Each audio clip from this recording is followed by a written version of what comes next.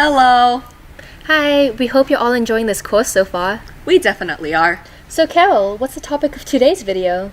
Today we are going to talk about us, the people of Hong Kong. But we're not Hong Kong people. Yes, we are. We live here. We have local friends, eat local food, and follow local traditions.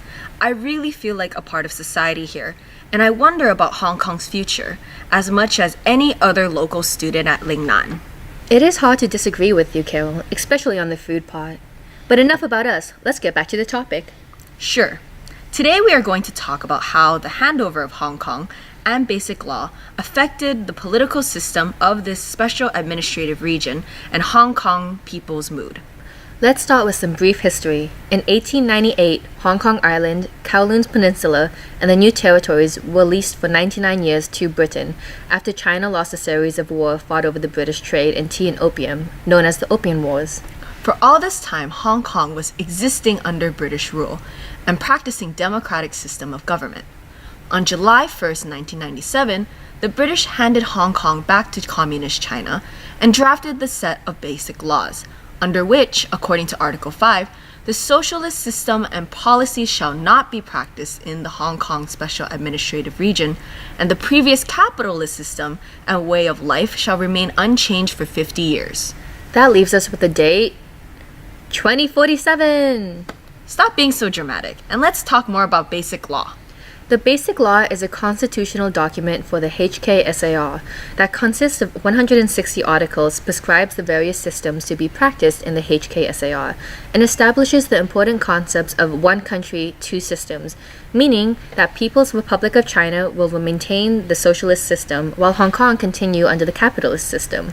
Some of the main principles it includes state that the National People's Congress authorizes Hong Kong to exercise a high degree of autonomy and enjoys executive, legislative, and independent judicial power, including that of final adjudication, in accordance with provisions of the Basic Law.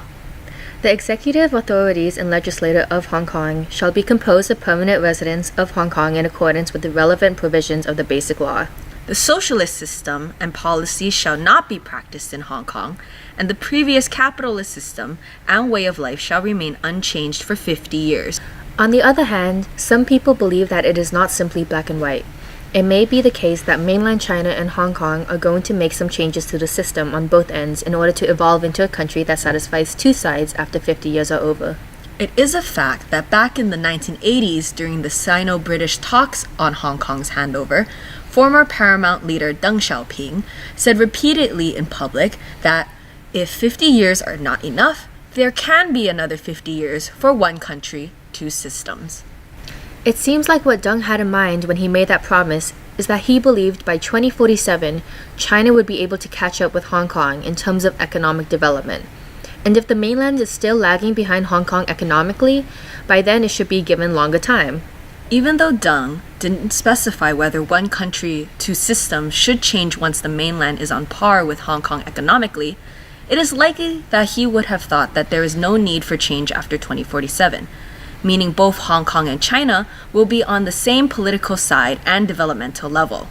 But Hong Kong people need more reassurance about their future than just some educated guesses. All of these issues lead to the famous Umbrella Revolution.